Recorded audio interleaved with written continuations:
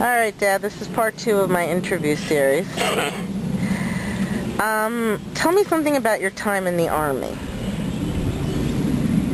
Well, I like to describe it as 2 miserable years taken from me. Some people like it because there's 3 squares and a flop. What's that mean? 3 meals, and there's a bed to always sleep in. Yeah. It was rather boring to me wearing the same... Where were you?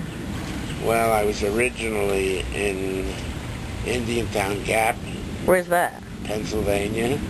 And I went to Fort Dix, New Jersey. And from Fort Dix, I went overseas. I wound up in Alaska for a while. And then in Korea a little bit later. But you never were in combat? No.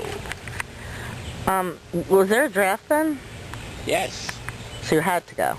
Yes. Okay. Tell me what it was like when you were building the house on Thayer Court. Well, we went up there every Sunday. It was 1970 you built the house, right? Probably, I don't know. Well, that was the year I was born. And your mother was quite hyper about she didn't like this and she didn't like that. And I said, why didn't you do it when the paper was empty? And of course they accommodated us to most of the things that she requested. However, he was a crappy builder, and there was much to be changed as we moved in. And fortunately, in those days, I had Pete Pugliese working for us. I remember him. All the problems. That was when you worked for Dick DeGraff. Correct. How many years did you work there? Oh my God, I can't even think of how many, but... Well, try to guess. Started when I was 17, something like that. 17? Well, no, as soon as I got out of school. College? Came out of the Army. Well, what about college? I said when I came out of the Army is when I went there. So how old were you? I can't even remember. Those are parts of my life that are like a blank. But you stopped working there essentially somewhere in my high school years, so it was like 1987. Something like that.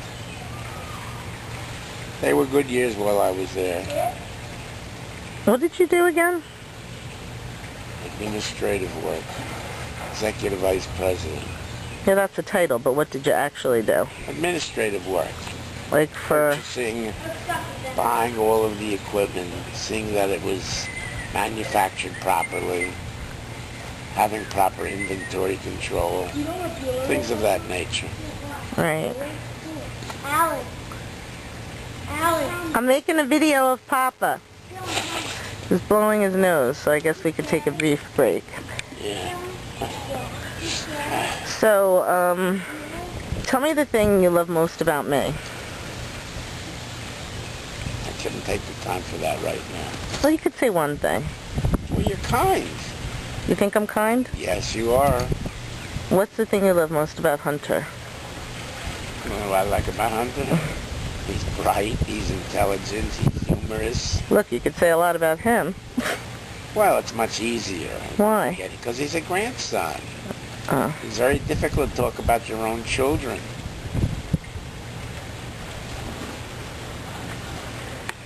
What else can I ask you? One more good question for my interview series. What? One more and that's it. Okay, I'm being cut off. Let me think of a really good one.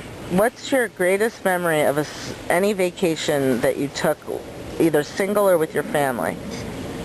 Oh, I would have to say the one I took with my family. I think it was when Greg graduated culinary. We took him with us to Puerto Rico. Oh yeah, I was there.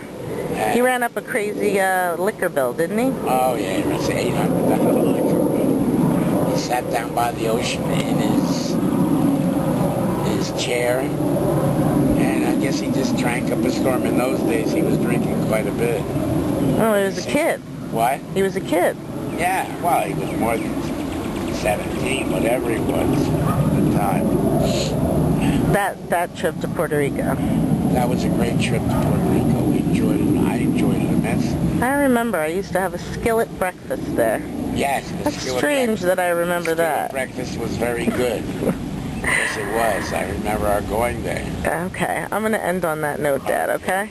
Thank you.